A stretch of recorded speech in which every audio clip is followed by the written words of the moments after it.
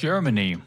For decades, the world looked at this nation as the ultimate symbol of economic stability, engineering perfection, and unmatched wealth.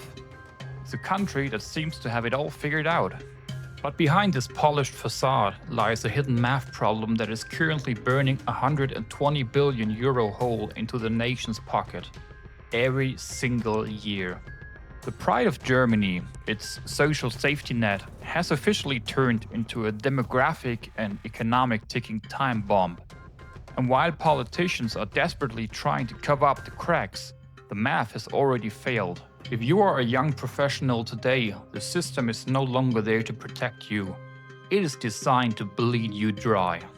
In this video, we're going to look at the broken architecture of the German pension bomb.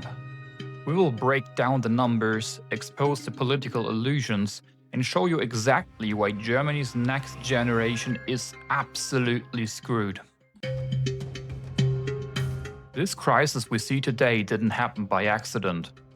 It is the predictable result of a system that was built for a completely different world, starting all the way back in 1889. That was the year German Chancellor Otto von Bismarck introduced the first state pension system. Though it had one massive catch. The retirement age was set at 70, while the average life expectancy at the time was far below 40. Make no mistake, this wasn't generosity. It was a calculated political chess move to bribe the working class away from communist extremes. Bismarck's system was never meant to be a comfortable holiday at the end of your life. It was a pure safety net. The real retirement plan back then remained traditional, your family. But Bismarck did something highly critical.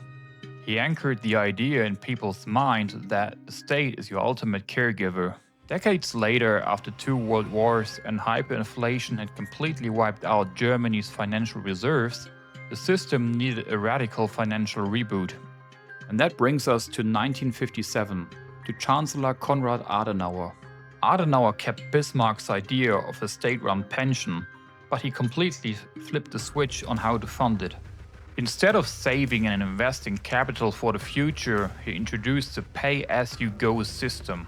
From that moment on, the money deducted from your paycheck was no longer saved, it was immediately transferred to current pensioners. No reserves, no long-term savings. This allowed Adenauer to instantly boost pensions by a massive 60%, securing a historical election victory. When economists and demographics experts warned him that this new funding method would inevitably turn into a ticking time bomb the moment society stopped growing, Adenauer famously brushed them aside, saying, "Germans will always bear children." Looking at today's data, that quote didn't age very well. Fast forward to today, foundation Adenauer relied on has completely flipped.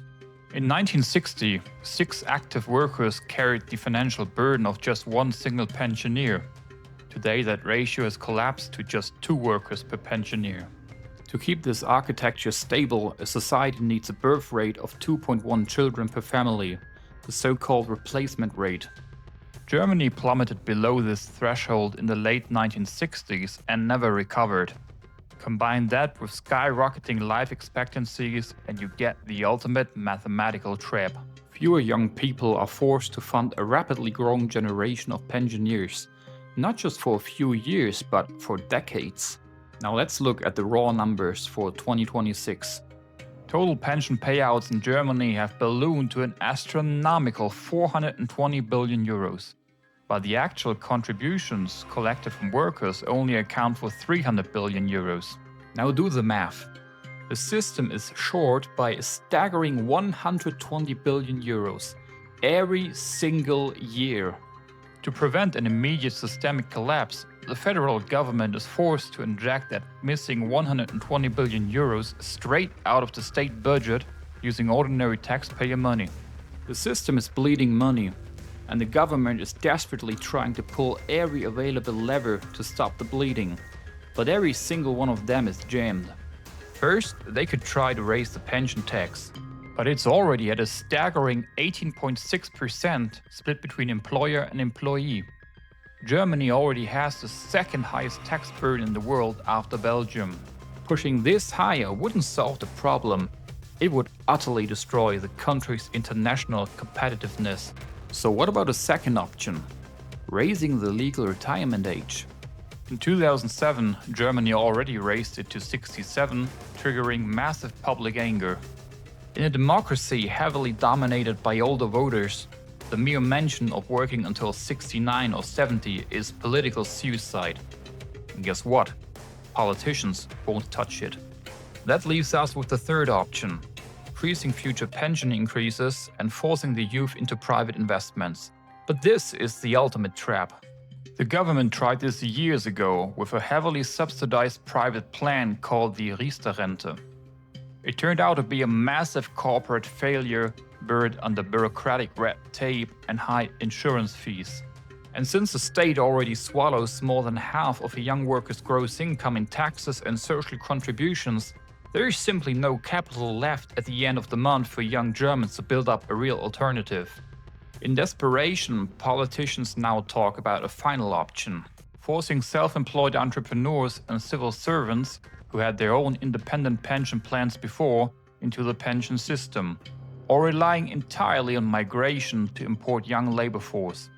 Mathematically, forcing new groups into the system is an illusion. It brings fresh cash today, but creates massive new pension claims for tomorrow. And what about migration? Well, for this to work, newcomers must immediately become high-earning net contributors. The reality of the past 15 years shows a very different picture. Hundreds of thousands of migrants remain stuck in the welfare system, straining the system even further. This architectural failure is turning into a living nightmare because of one final brutal catalyst.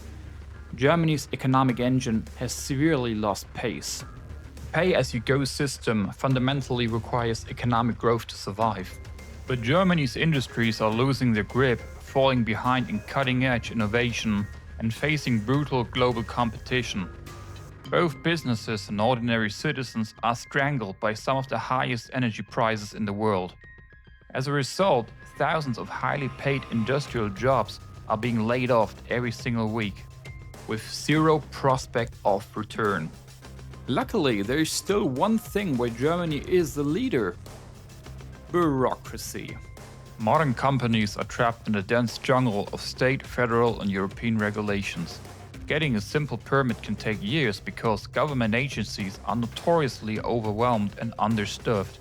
The regulatory code grows significantly larger every single year. Summarizing all of that, Germany's shrinking economic foundation will simply no longer be able to uphold its expensive pension system. This brings us to the dark political reality. Germany's crisis is no longer just demographic, it is deeply democratic. We are witnessing the rise of a gerontocracy, the rule of the elderly. People over the age of 65 hold immense voting power. And as the massive baby boomer generation retires, this imbalance will become even more staggering. In a democracy, politicians follow the votes. And right now the votes belong to the elderly. No political party will risk cutting benefits or forcing real reforms because it means losing the next election. Guess what? Young Germans have figured this out.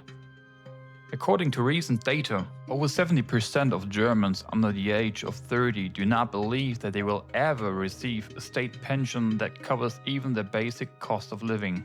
They are legally forced to pay into a system with zero prospect of a positive return. Now, to put that into perspective, if a young worker could take these mandatory monthly contributions and invest them into a simple global index fund instead, many of them could easily retire with a net worth exceeding $1 million. Instead, that wealth is burned to keep a broken system on life support. Considering this mathematical trap, the next generation is left with two options. The first is resignation. Young people bury their career ambitions doing only the bare minimum or slashing their hours to part-time. If the state is going to tax your extra effort at nearly 50% just to keep an outdated system on life support, why bother working harder? The second choice is escape. Studies show that about 20% of Germany's youth are actively thinking about leaving the country. The brain drain of Germany's brightest minds is already happening. Highly educated young professionals are migrating to countries that actually let them keep their hard-earned money to secure their own future. And that is the most tragic part of the story. The exodus of the next generation isn't just a statistical trend. It's the ultimate proof for a systemic failure. The structural collapse of Germany's pension system is a brutal warning sign for the rest of the world. It proves that relying on the state to secure your future is no longer a viable strategy. The math is clear, and the safety nets are breaking. If you want to survive the shifting economic landscape, you cannot afford to be a passive bystander. You have to become the architect of your own financial freedom. If you want to understand the hidden mechanics shaping our economic reality, make sure to subscribe to The Systems Architect. But I want to hear from you. Is your country's pension system facing the exact same structural flaws? Let me know in the comments below. I'll see you in the next analysis.